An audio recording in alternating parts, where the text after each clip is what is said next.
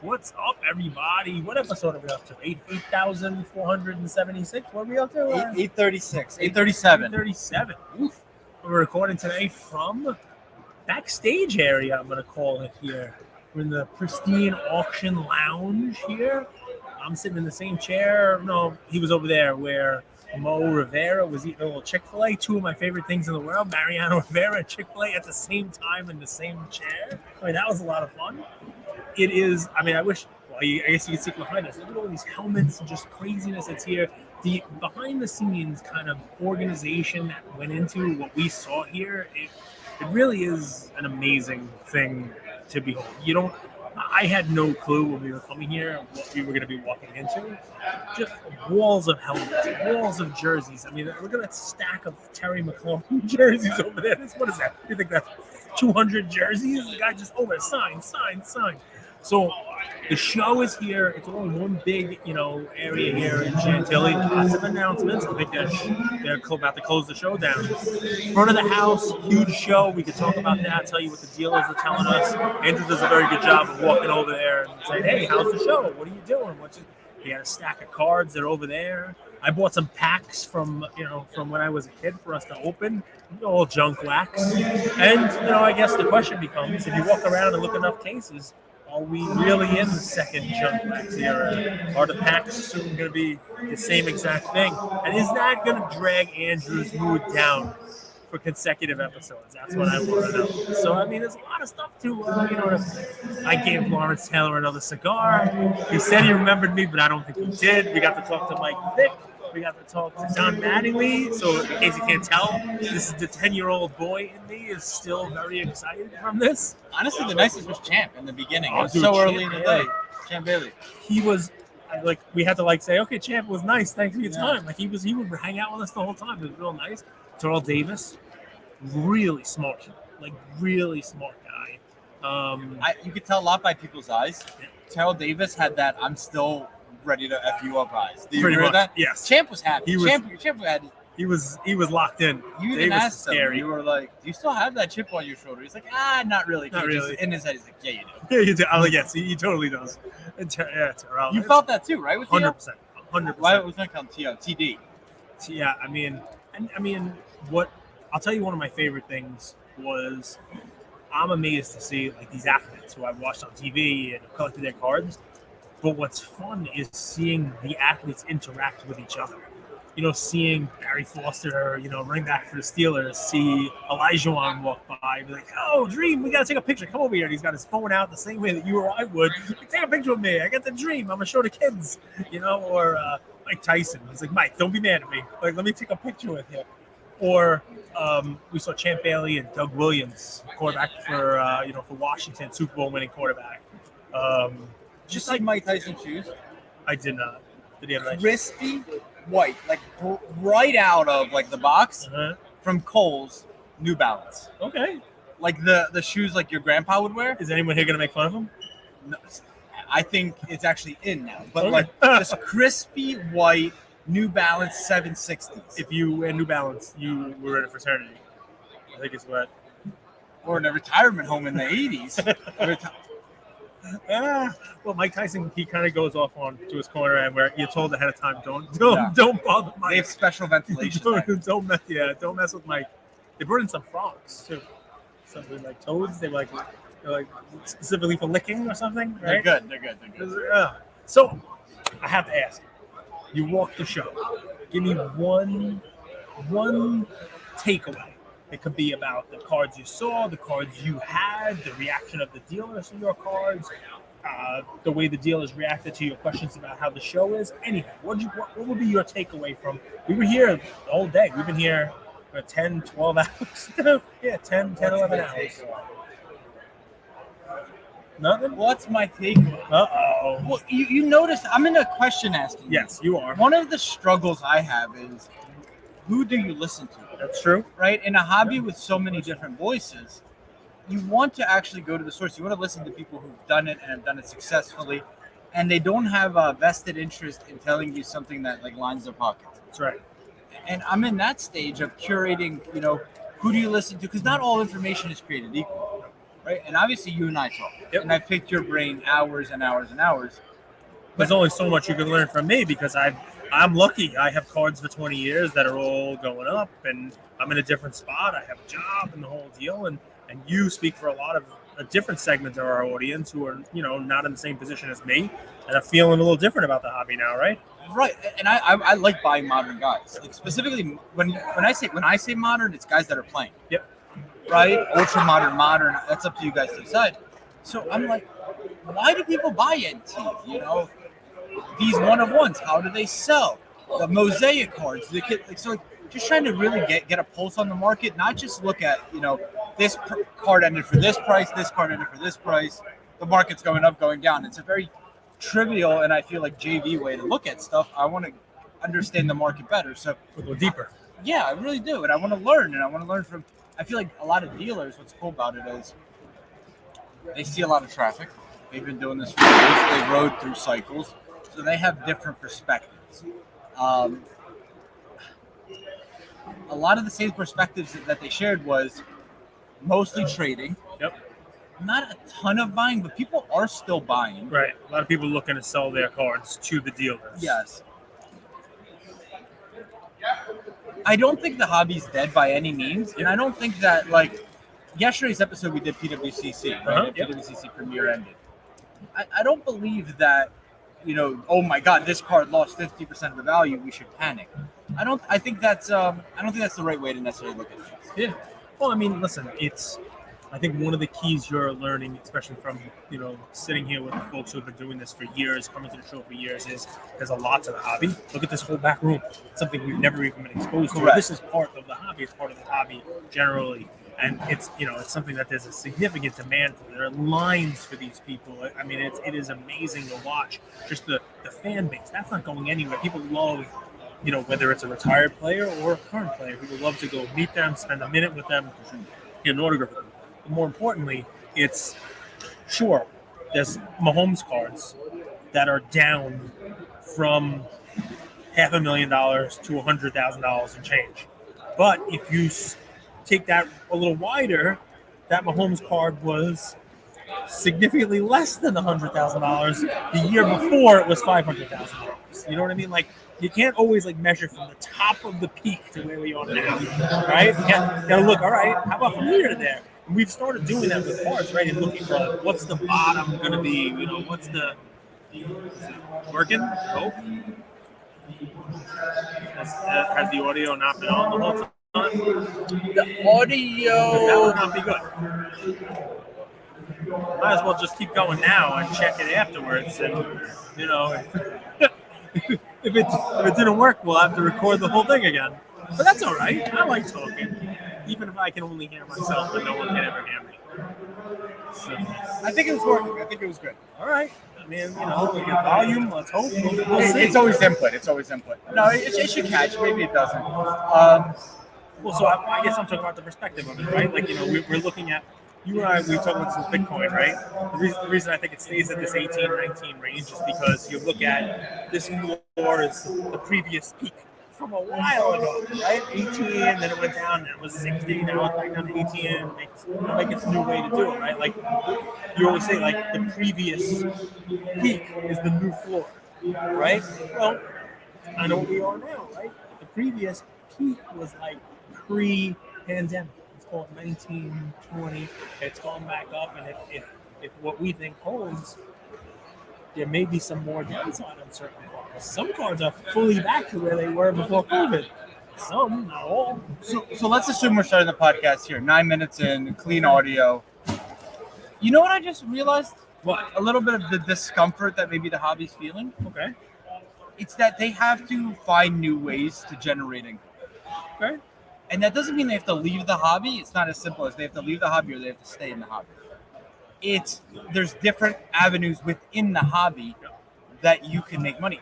Just today, this whole autograph section, if you think about it, this is half the show. Yep. And this has nothing to do with cards. None. Mike Vick has nothing to do with cards. Right. Right?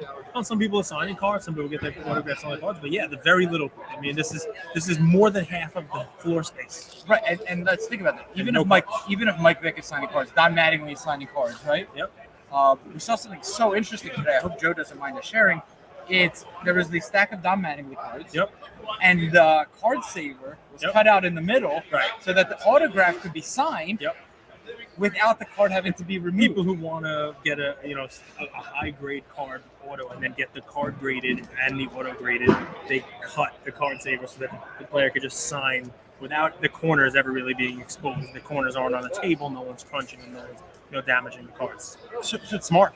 If we just take what was happening in 2020, when everyone was having such a good time, I would buy a Trae Young card and have it delivered, and I would sell it for more. Yep. That's easy. That's amazing. I mean, obviously, that's glorious. Yeah, it's great.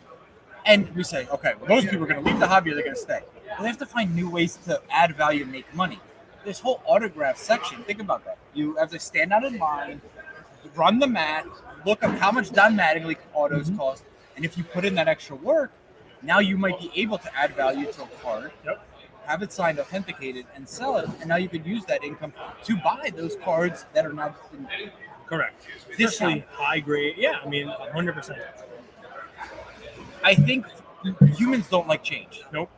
And I think when anytime a market shifts or changes, we get frustrated because like the old move, our old layup with the right hand doesn't work. Now we have to go to our left. We have to spend time learning that.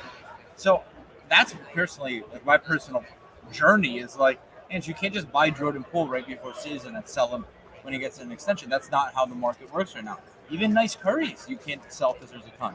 Yep. So that frustration also comes with opportunity. That's my perspective. That's what I'm taking away. It kind of pivots, right?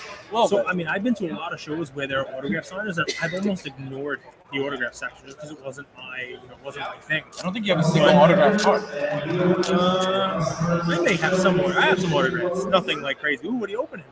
You opened the score. Is this 91 score? You smelling it? One of the guys said to smell the cards. He's like, the hobby's changed. Like, now, let's see who you get in there. Maybe it's somebody. Warren Powers, no.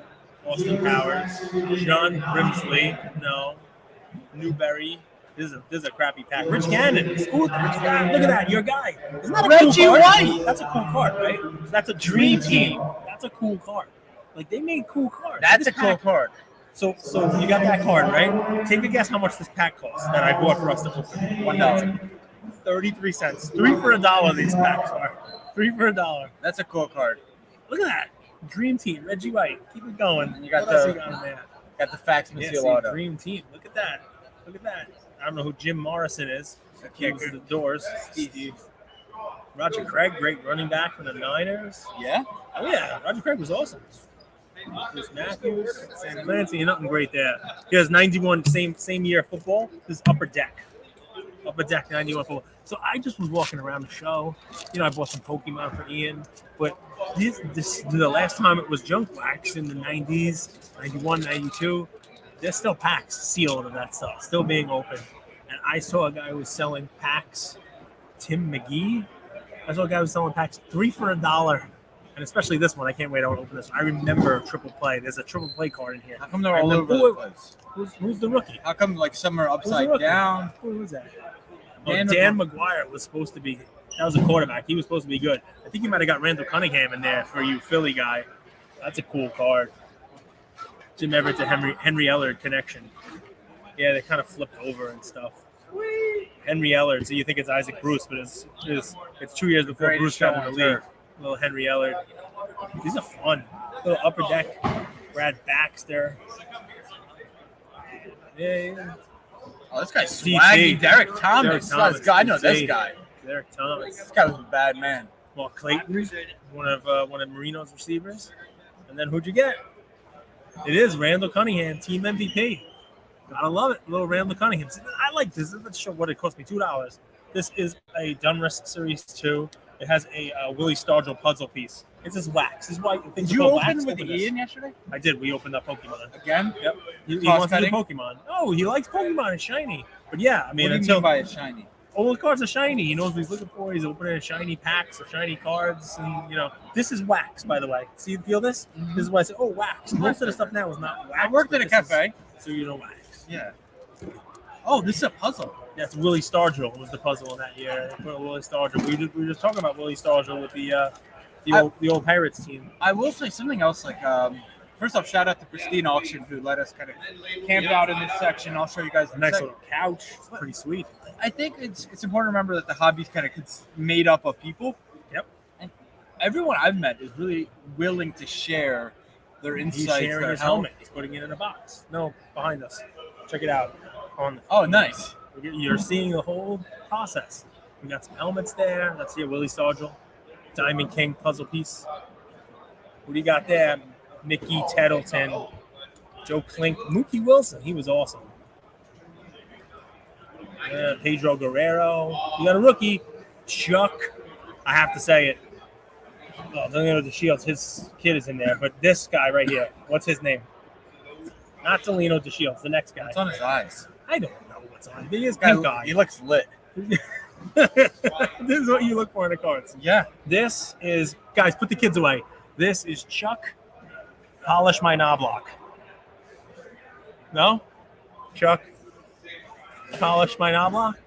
Is that, am I allowed? It's a lot of work there to make it funny, but yes. It's a lot of, this is what I do. I have to work to make things funny. This is what baseball players look like, by the way. Look at that stash. All right, last one. This was a real throwback from when I was a kid. This was when we really started getting junk. It wasn't just Donruss. This was clearly Donruss. Donruss triple play, a baseball specific. It should be. I mean, they started putting like silver foil on cards. You can look for cards that are silver foil in this. See, it's not a wax pack. It got a little fancier.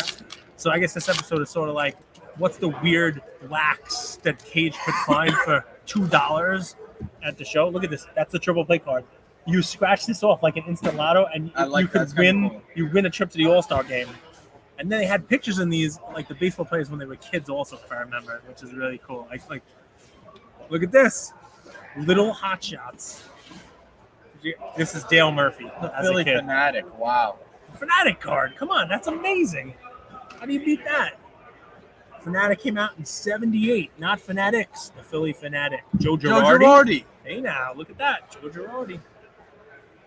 Little hot shots, another kid again. We'll see the silver foil coming up. Foil. Wow, look at that. Gallery of the Stars. Nice Wally Joyner. That looks like a little, it's like a Court Kings of today. It's like a Diamond Kings is what they were calling, but that's a Gallery of Stars. Yeah. Oh, right. So flip that over. Donruss. That's a cool card.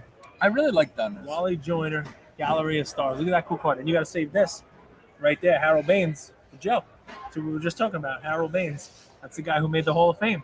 That's him? That's him. That's exactly cool. Exactly the guy we were just talking about, Harold Baines. Fun to open up packs there, 30 cents, and there you go. You got a little Harold Baines action right there in the pack, blowing a bubble. So I mean, these are not worth anything. It's why it's 30 cents a pack. But look like Court Kings, look like the same stuff. Little history repeating itself. So I'll tell you, we come on, we do the episode today. You could see this show and see it a couple of different ways, right? You could see number one, like people like Santiago over here, who's this is the lifeblood of the hobby. Tyler, right here. We're about to go to his trade night as soon as we're done recording. We're doing live breaks. Well, yeah. You see this? High-end product. High-end triple play, 33 cents a pack. Can't beat it. I wish I had an extra one. I can let you open it. It'd be Tyler, great stuff. in today's market, if you're not losing money, you're making money. That's right. Clay Parker? Clay Parker. You want a Clay Parker? It's not Trey Big Parker. Tigers guy. Yeah. Clay Parker. I love it. Take it. I'm just kidding. You know what, Clay Parker? You want the wrong Gwynn, not Tony, Chris Gwynn? It's the wrong Gwynn. So we're going to go to this guy's trade night after. You can take it a bunch of different ways, guys. You can take Be it there like soon, guys. we will see you. So you can take it. A lot of people at the dealers in the show were saying the deal flow, right? That there's a lot of people coming in trying to sell the cards to the dealers, right? That always happens. And I think what Andrew was saying is there's a shift in these things. Maybe people are selling the stuff like you figured you to sell. So, the high pop, the shiny, the base cards. Well, I was told low pop works too. That doesn't. I mean, maybe they're selling their low pop. Who the hell knows? But maybe they're selling. Here's the fun part. I asked the follow-up question. Okay, people are selling cards to the dealers. When you buy it, what are they doing? Are they taking the money, shoving it in their pocket, and running out the door as fast as they can? No, they're rebuying. They're walking around the show and they're rebuying the cards. So that extra sentence is an important part, especially for folks listening, because if we just stop with, oh, the dealers are right, well, everybody's selling, everybody's trying to sell their cards to us. All right, well, that tells half the story. If they were just taking the money, leaving, and never coming back to the hobby again, all right, cause for concern. But if they're taking the money, they're walking to another table and finding a different kind of card to invest in. You know, maybe they were selling their football cards and buying basketball cards. Maybe they're selling, who knows, right? But that's what I'm seeing. A lot of trading going on. Still a lot of kids out there having fun doing their thing. I enjoy coming to the show. This was my first time doing a show like this, and definitely my first time being in the back room like this with the athletes. And if nothing else, guys, I'll tell you for folks who are out there listening, like the hobby in some form or another has been around for a long time. I meant to get that guy's card on my about 7:30 in the morning here, waiting for them to open the door to let us in. I talked to a dealer who is 80 years old, second longest standing dealer here, and he said he started selling cards when he was 50 in 1955. Right, so selling cards like his parents did antiques, and he would set up and sell cards, and that should tell you a little something about the hobby, right? You're not going to be able to find somebody who's been selling Bitcoin or crypto or anything since 1955. Now, I'm sure it's different. I'm sure his table doesn't really have too much in the way of ultra modern, but there is different strokes for different folks, right? Some people like ultra modern. There are tables out there that don't have a single sports card on it. There were tables that just were selling pennants. Tables, you'll see some of the video we took today where it scared the shit out of me. It was just old bobbleheads. Like it's the thing of my nightmares. These bobbleheads are gonna come to life. It's gonna be like a horror movie. They're gonna attack me and and kill me. But there's a collection for everyone, right? And I think really what I'd be going with on this, on the high side message is if you stick with that, if you stick with collecting what you love, which is obviously the cliche, or realize that there's always going to be something to collect that people do love, then the hobby itself is not going anywhere. Sure, could the prices have gotten ahead of themselves over the last couple of years? 100%. Does that mean everything's crashing down to zero? No, it never really has. It's always kind of, You think this hobby stood the test of time?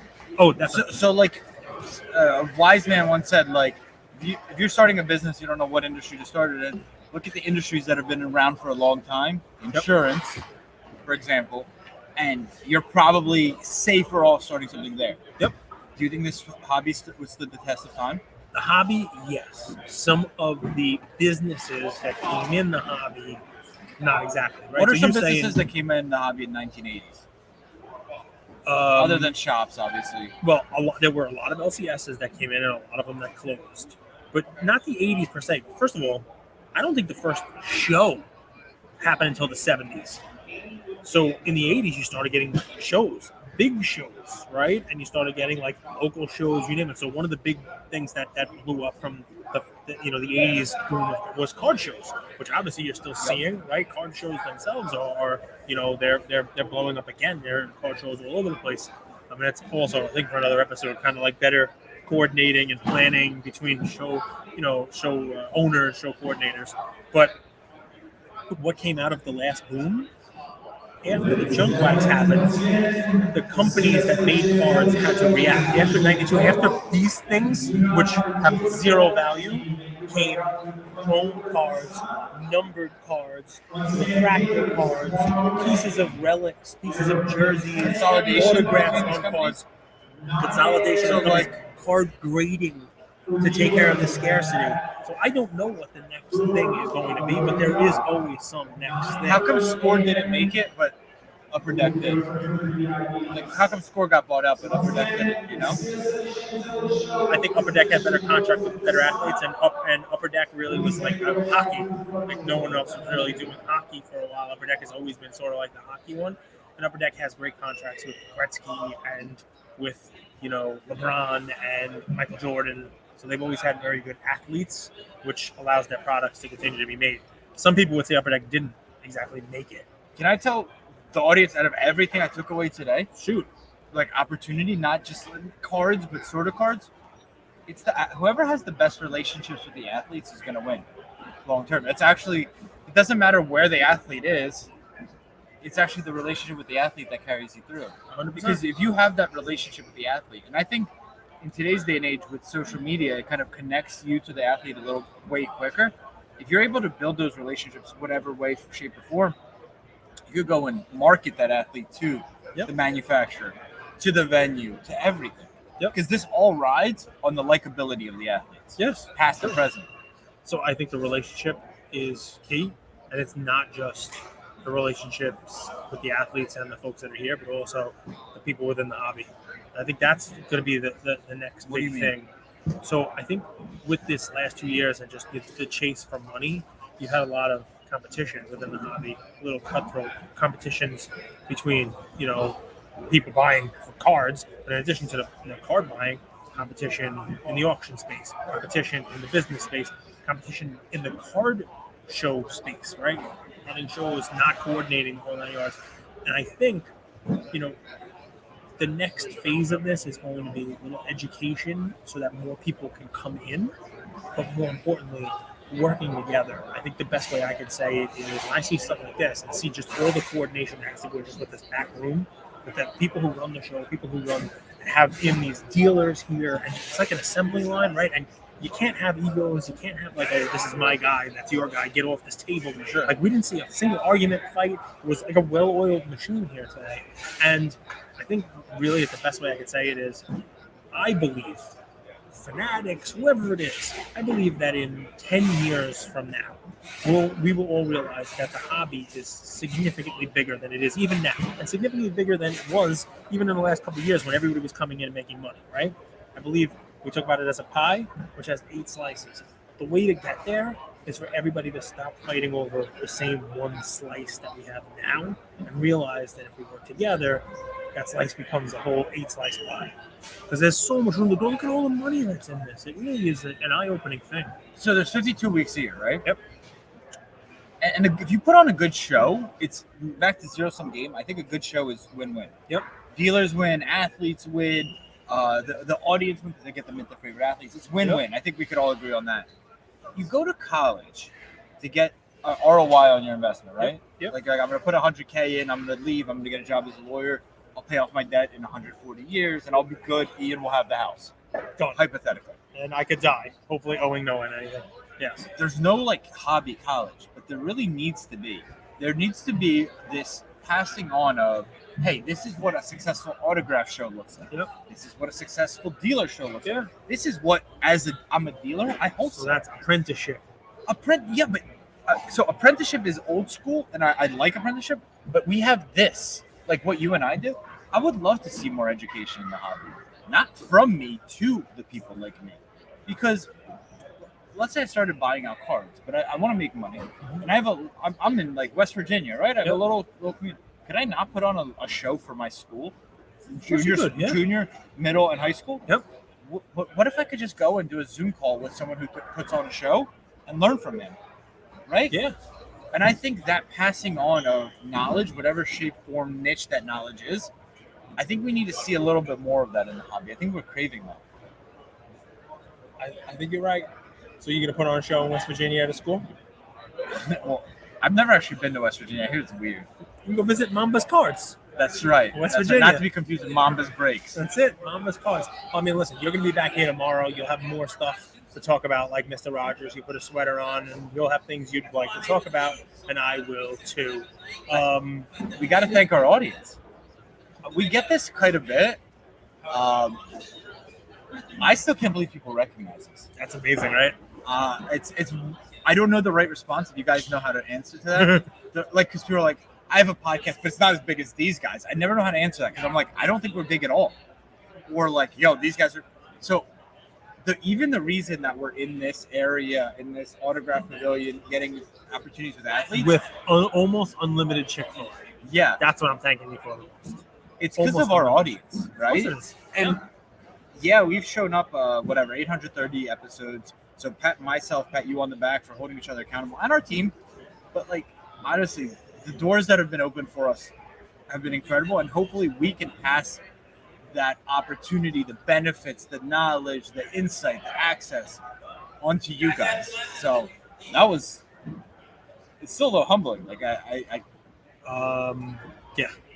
And they're sitting, oh, that's an NFL athlete. Oh, that's it. And Champ Bailey wants to sit down and just hang out. Yeah, they're like, chat. Can you guys send us a list of athletes you want to interview? And I was like, honestly, anyone. Yeah, whoever. How about every single one? I've never interviewed an athlete, maybe like twice. So these doors that are being opened, and trust me, guys, when I say like the cigar night and events and things like that, where we get to bring our community together, we're definitely thinking about ways to do it so that we can kind of pass those opportunities through us onto Tonight, our audience. Jonathan Ogden and Lawrence Taylor will be smoking Lucas Tigers cigars. So we're spreading it out there, guys. And hopefully the next big cigar event will have a couple of these athletes at it and a bunch of you guys. So thank you all for listening to another episode of Lucas Tigers and Bronzo Mai. I wanted to tell you about a new service that we have starting as of today, and I'm really, really excited to bring it to you guys. So as a part of our partnership with SGC, we got 50 free submissions every single month, and many of you have taken advantage of that. And it's amazing that we could have the opportunity to 650 episodes, 675 episodes in, to go ahead and give back to our community. As people were sending those cards in, they asked, can we send 5, 10, 20 more cards to you guys? We'll pay for it, but we wanted them graded with SGC. You guys know SGC is turning cards around in 13 to 14 business days, have incredible customer service, and their secondary market values are going up day after day after day. And that's exciting for the hobby and exciting for the grading landscape. So we didn't want to just rush into it. We wanted to do it right. And what we did was I relocated here to Boca Raton, Florida. I opened up a P.O. box maybe 5 minutes away from SGC, and I will be hand delivering and hand picking up the cards. So you don't have to worry about anyone else touching your cards. It will be me, and I will update you every step of the way. So here's how it's going to work. I'm going to personally pick up the cards from a P.O. box, prep them, new card saver, new penny sleeve, and deliver them to SGC every single Tuesday. Why Tuesday? Well, it lets the stragglers over the weekend come back through on Monday and gives me a day to prep, and it basically gives SGC the entire week to work on grading those cards. Once your cards pop, only then at the end of the process will you be paying for the service. It's $25 per card, simple as that, and the turnaround times have never been faster. We're hearing right now 13, 14, less than 20 business days. So there it is. 9170 Glades Road, number 135 is the P.O. Box in Boca Raton, Florida, 33434. 9170 Glades Road, number 135, Boca Raton, Florida, 33434. Of course, you could shoot me an email or shoot me a text anytime, and I'm always available. Many of you already have my email. It's iamandrewgoldberg@gmail.com. or my cell phone number, 215-519-9154. Reach out with any questions. I could walk you through the process. I've hopped on the call with quite a few of you, and I'm happy to do that. Love you, Luca Nation.